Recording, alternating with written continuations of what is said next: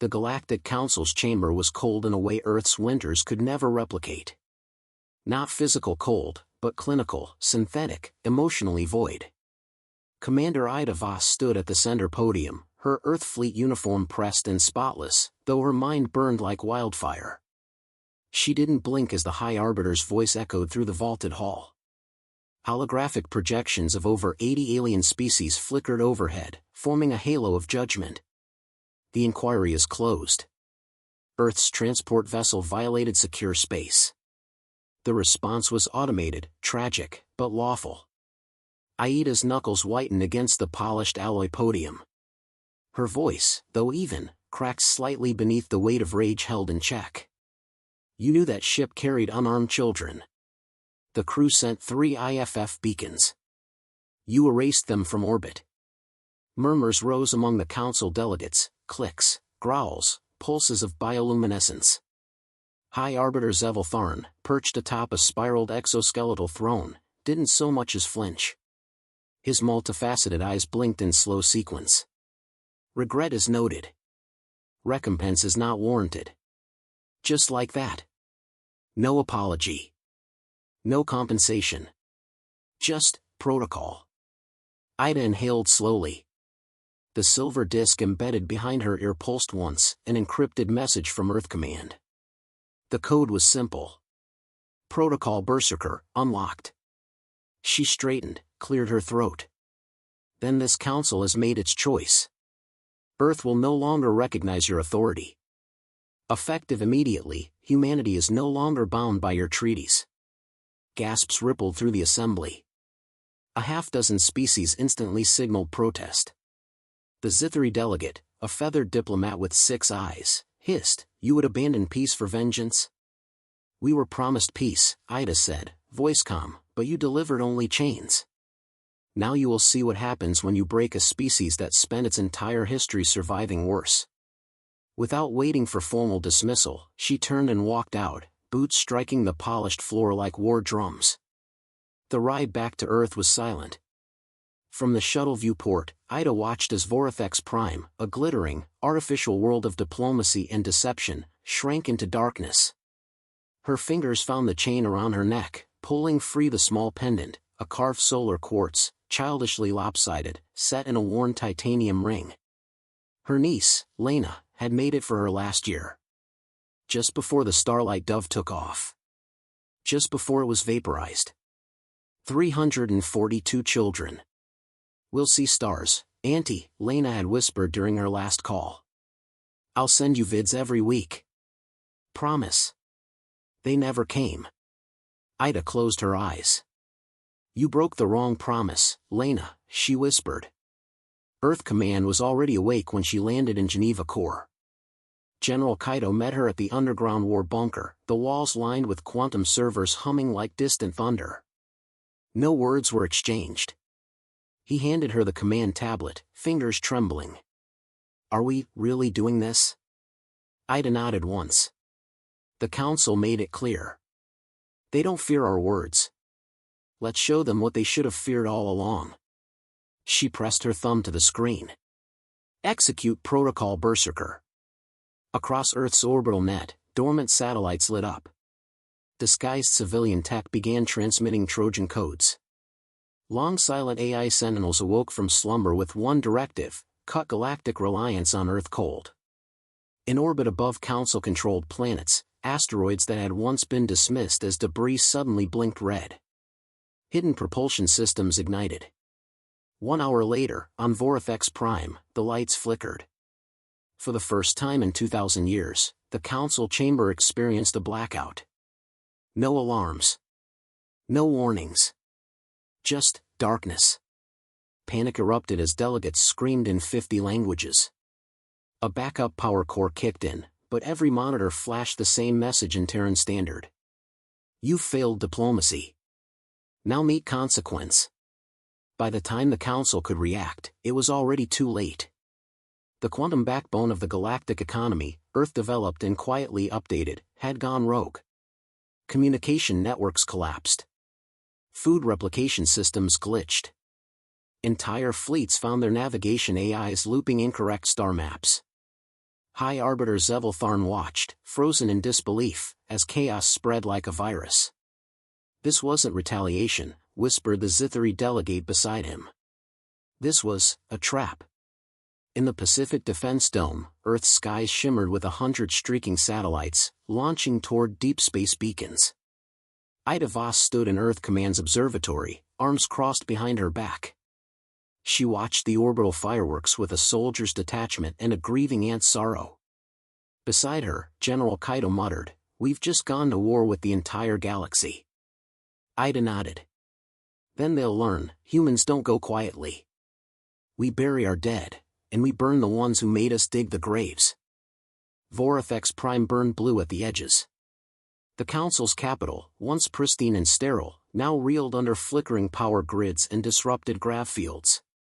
Sky-high monoliths leaned as atmospheric stabilizers faltered. Civilians, unused to any form of disruption, screamed beneath glass domes meant to be indestructible. Inside the control chamber, High Arbiter Zeveltharn slammed his clawed hand against the flickering console. "How did they bypass our planetary firewall? We wrote the protocols." "No," murmured his adjutant, a silicon-based Alethi. "They sold them to us. We just didn't know they came with locks, and a key Earth never gave us." Tharn turned slowly. "You mean this chaos, this sabotage, it was planted years ago?" The Alethi said nothing. The silence was answer enough. Earth's broadcast arrived an hour later. Holographic projectors across Council territories, warships, and embassies lit up in unison. The humans didn't mask the sender or the signal trail. Commander Ida Voss stood tall in her military blacks, behind her a war-scarred Earth flag fluttering inside Geneva Core. "To the Galactic Council, you condemned our children.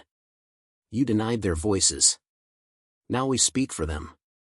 She stepped aside, revealing a data wall of images, each one a child from the Starlight Dove. Their names. Their ages. Their final messages sent before impact.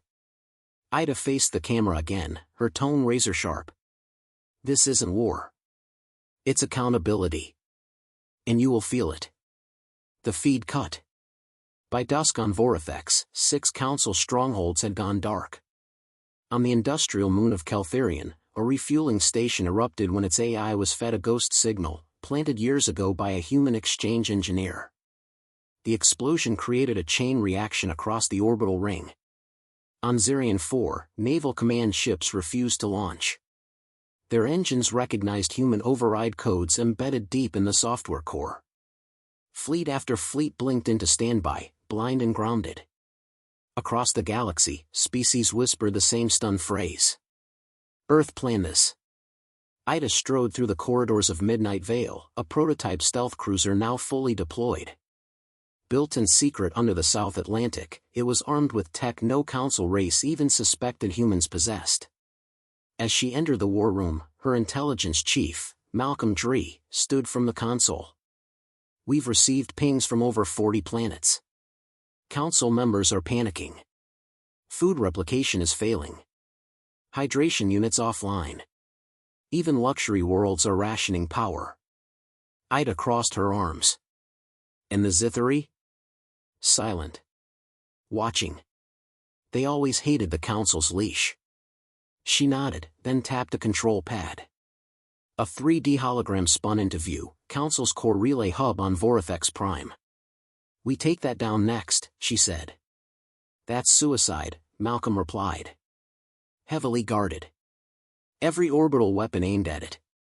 "Then we stop thinking like politicians," Ida snapped. "We use the virus." A pause. Then his lips curled into a dry grin. "The music file?" She nodded once. Hours later, the first symptom appeared. Council satellites began playing Terran symphonies. Vivaldi's Four Seasons, distorted through static, flooded internal systems. A harmless music file on the surface, except it was a layered data weapon. Each note a key. Each pause, a timed command. By the time engineers realized the intrusion, every system the music touched had been compromised. No alarms triggered. No explosions. just silence where control once lived. And Earth advanced. Aida's fleet dropped from stealth near Vorithek's orbit. 17 vessels, each a class the Council had never catalogued. Black-skinned, shielded in phase disruptors, designed not to fight toe-to-toe, but to strike the nerve and vanish. Status, she asked. Infiltration pods launched, Malcolm confirmed. Relay hub shields are glitching. Security drones are on loop. Ground forces? Minimal. The panic's worse down there. They're guarding the buildings but not the system routes. They never expected humans to walk right into the core. Aida's eyes narrowed. Then let's walk. Inside Vorithek's relay hub, the corridors pulsed with blue emergency lights. Aida moved fast, her squad behind her, each step a calculated silence. Her boots tapped metal as her mind replayed the Council's hollow apology. Every corridor she passed felt like another name etched into her memory, another child erased, another voice lost to policy and arrogance. They reached the server spire. Cables like veins fed into crystalline matrices humming with the universe's data flow. This is it, Malcolm said. One upload, and the Council loses its grip on the entire relay network. Do it, Aida ordered. He inserted the drive. The light went white. As the virus surged, Council commands screamed into voided channels. Ships twitched mid-flight. Holomaps blinked out. Council orders fell into silent black holes where responses used to echo. Aida turned to her team. Time to go. They vanished just as the relay hub's control center exploded behind them, no physical damage, just catastrophic desync. A weapon made not of metal, but logic. Of revenge encoded in ones and zeros. Back aboard the Midnight Veil, the crew erupted in quiet celebration. Dozens of planetary resistance groups had sent encrypted thanks. For the first time in centuries, systems once gagged under Council oversight spoke freely. But Aida's expression didn't change. We've made our move, Malcolm said. They'll come for us now. Good, she said. Let them. She stepped forward, activated the comm, and began recording. To the peoples of the galaxy, Earth is no longer a footnote in your histories. We are your reckoning, in your future, if you'll stand with us. The Council claimed peace while hoarding power. Now we show what real power does. She ended the feed and looked out the viewport. Vorithek's prime still shimmered, but dimmer now. And it would only get darker. Vorithek's prime's council hall was a ruin of silence and flickering lights. Columns that once shimmered in gold and crystal now stood scorched and cracked. A single banner, a shredded symbol of the Galactic Accord, dangled half-burned above the central dais. Commander Ida Voss walked through the ruined chamber without slowing.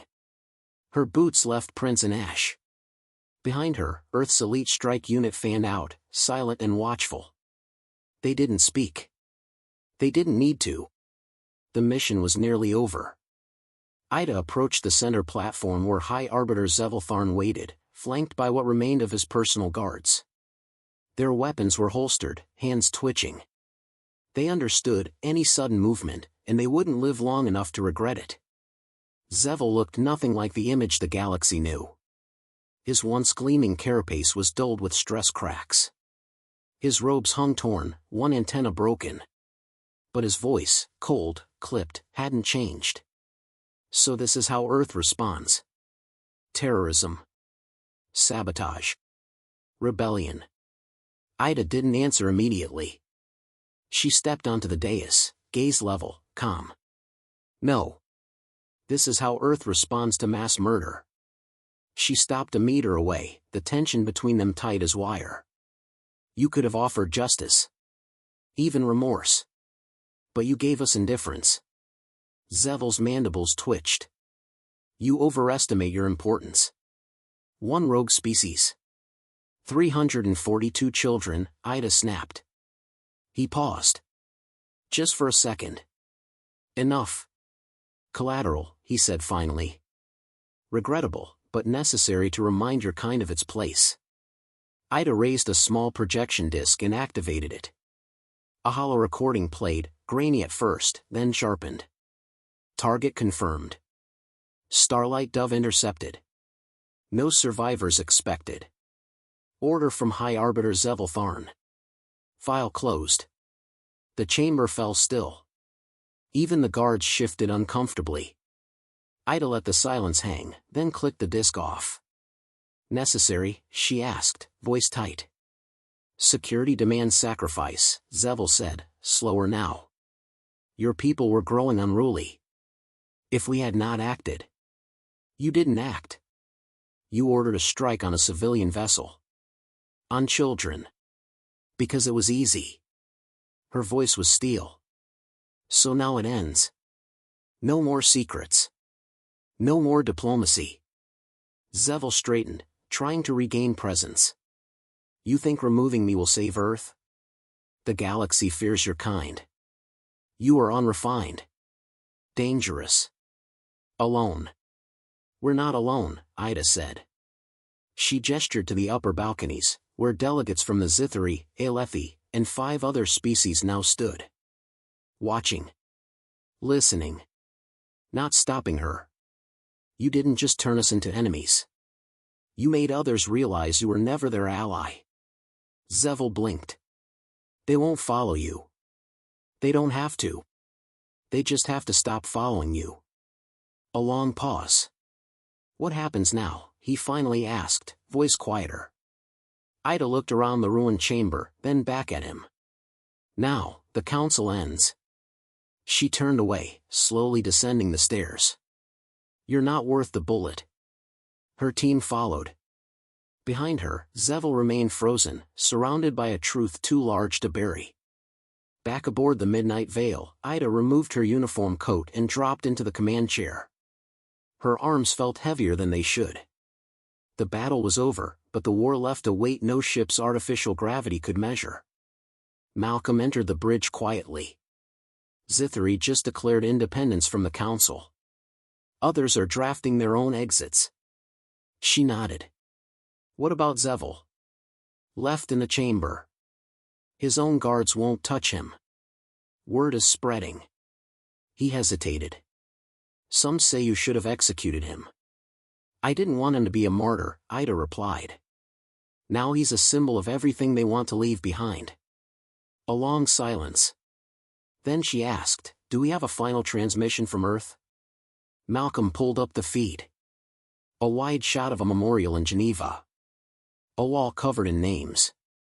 The children of the Starlight Dove. Ida leaned forward. Her niece's name appeared on the screen, Lena Voss. The camera panned slowly. Citizens from across Earth stood together, silent, heads bowed. Then a single voice began to speak. A girl, maybe 12, reading a message. We remember them not as victims, but as the reason we stood. They were not lost in vain. They were the spark. The feed ended. No music. No fanfare. Just stillness. Ida walked to the observation window. Vorath X Prime hung like a fading ember in the stars. Malcolm joined her, arms crossed. What now? Now we rebuild, Ida said. Not just Earth. The galaxy. And what about us? She considered that. We never asked to lead, she said. But now we have to show them something better than fear. Malcolm smiled faintly. That's a hell of a burden. Ida nodded. But for once, it's ours to carry. Far below, on the council steps, the banner finally gave way. It drifted down in silence, ash and silk, and vanished into the dust of a fallen empire.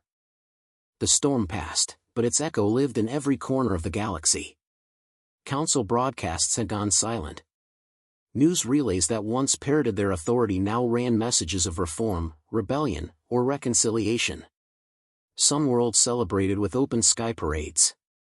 Others stayed quiet, wary, unsure of what came next. But across all systems, one word pulsed like a drumbeat. Earth. And another, spoken softer but louder in meaning. Hope.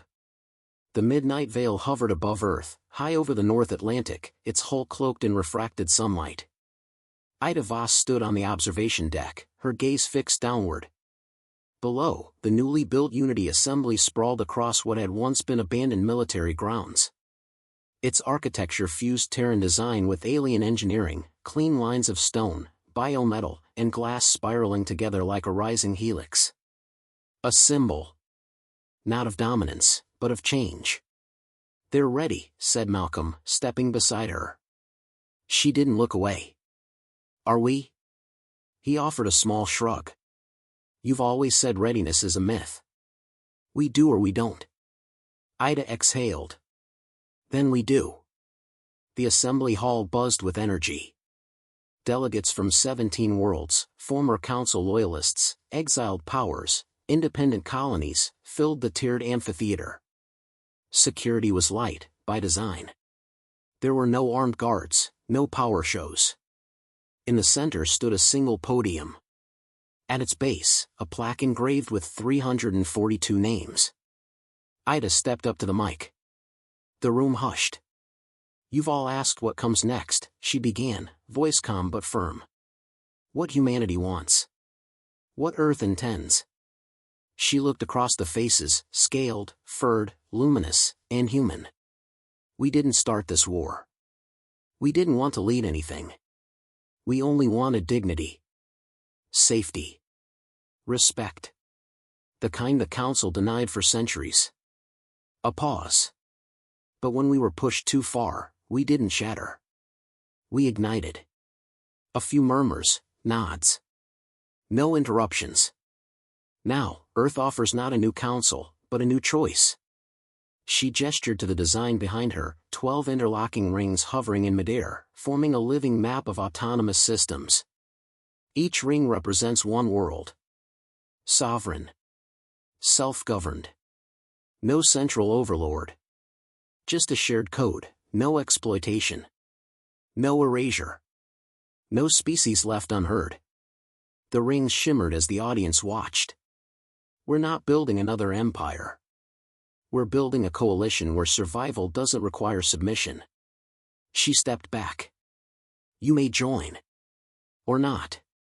But the stars will remember who stood when it mattered." She turned and walked off stage. No applause. No ceremony. But in the silence that followed, the seeds took root. Later that evening, Ida stood alone at the Geneva Memorial. The plaza was quiet. Dusk settled in lavender over the horizon.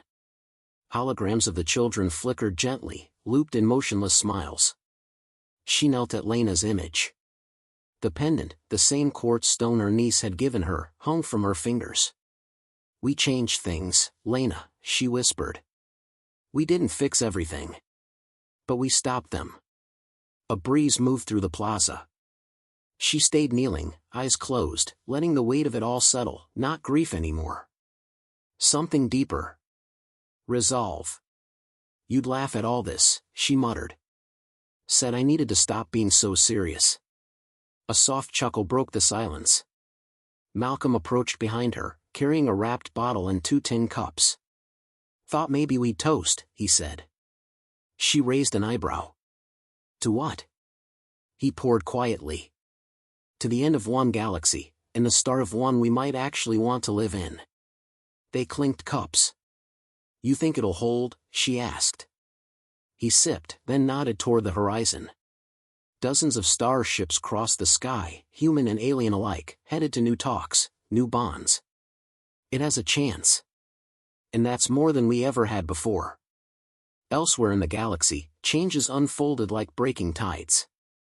On the slave worlds once controlled by the Torjeks combined, chains were shattered by uprisings inspired by Earth's stand. On the icy moon of Delvara, former council scientists openly defected, offering medical breakthroughs they'd been ordered to suppress. Even the Zithari, proud and reclusive, issued a rare declaration. Humanity acted with fire, but for once, the flame revealed truth. Back aboard the Midnight Veil, Ida sat at her desk reviewing reports. Progress was slow, as expected. But it was progress. A message pinged on her console, an encrypted transmission from an unknown colony on the edge of council space. The text was short. "You fought for yours. Will you fight for us?" She stared at the screen for a long moment. then typed a reply. "We don't fight for. We fight with." She hit send. Outside the viewport, Earth turned slowly below, a world no longer caged. Above it, satellites now bore a new insignia, a burning star wrapped in 12 rings. No longer a warning. Now, an invitation.